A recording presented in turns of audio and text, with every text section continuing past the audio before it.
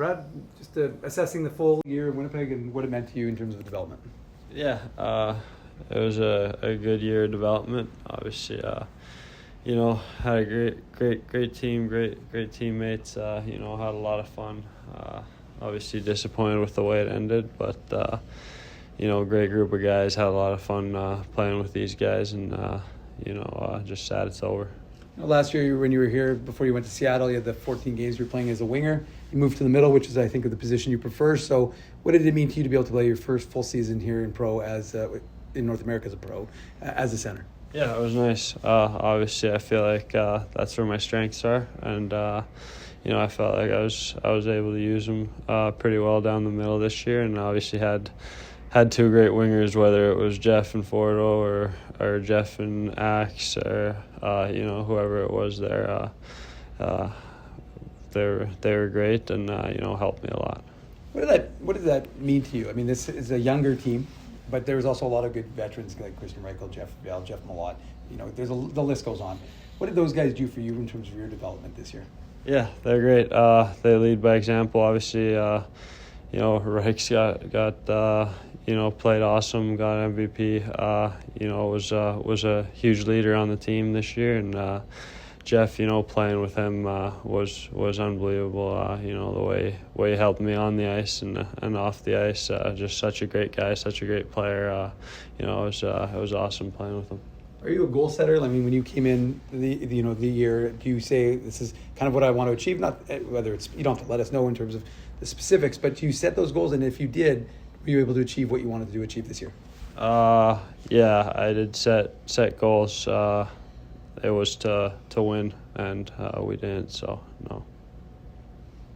In terms of making your NHL debut, what did that mean to you to have an impact with the Jets and play in Winnipeg for your first NHL game? Yeah, it was awesome. It was a great experience. Had a lot of fun. The guys up there, took us in awesome and, made us comfortable and, made it very special. So it was an experience I'll never forget. And, to do it here in Winnipeg was even more special on home ice. And so it was a lot of fun. Looking at that playoff series, it's just 2 games, but what were you able to take from your first taste of postseason hockey here in the AHL that you can move going forward with? Yeah, I think I realized, the pace goes up quite a bit, the battle level goes up.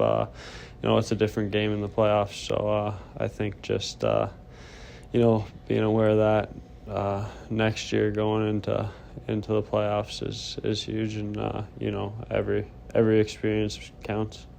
You talked about that battle level. It seemed like as the season went on, you got more and more comfortable with the physical side of the game and were able to kind of leverage that part a little bit more. So how would you say that you've grown from that side of the game just as you've gotten stronger, gotten used to that style of play as well? Yeah, for sure. I think I got stronger, more comfortable. Obviously first full year battling against men here in North America. It's a little different in Europe, obviously, with the big ice. But, here with the small ice, it's a lot of battles.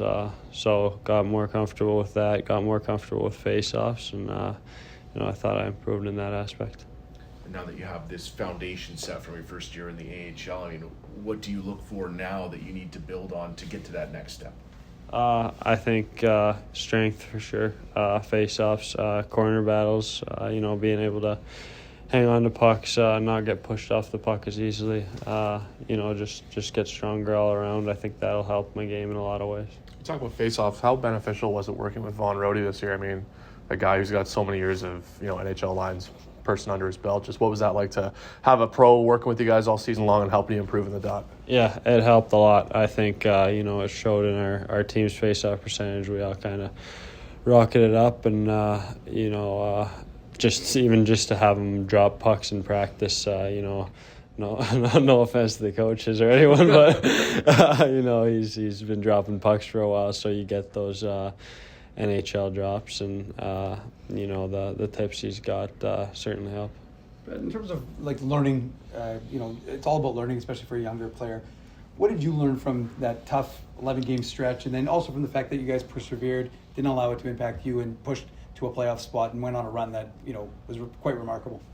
Yeah, I think it showed the character that was in this room, how close we were, how teams either kind of fall apart or come together when we go through a stretch like that, and we came together and we kind of got this thing back on track and had a good push there, but obviously a sad ending, and kind of wish we'd have those 2 games back, but overall we came a long way. What's your plan for the summer? I think I'll go take a vacation now, and then probably back home to Finland, and then I'll be training in Toronto again. And just in terms of, I know you were at the Jets playoff game yesterday. What did it mean to you to see that whiteout, see the kind of insanity of the fan base here in Winnipeg, and just kind of have that experience? Obviously not on the ice where you'd prefer, but just to be able to witness that for yourself and maybe kind of think this is what you're going to experience in a few years. Yeah, it was insane. It was crazy. It was a great atmosphere. I've never seen anything like it really in a hockey rink. So, kind of just got me super excited to want to play there someday. And in terms of, your first year in Winnipeg off the ice, what was that like for you? And just in terms of, getting acclimatized to a place where you're going to be for the foreseeable future? Yeah, it was good. Obviously, like I said about our team, we had a great group of guys, and hanging out with them, and it helped a lot, and had fun.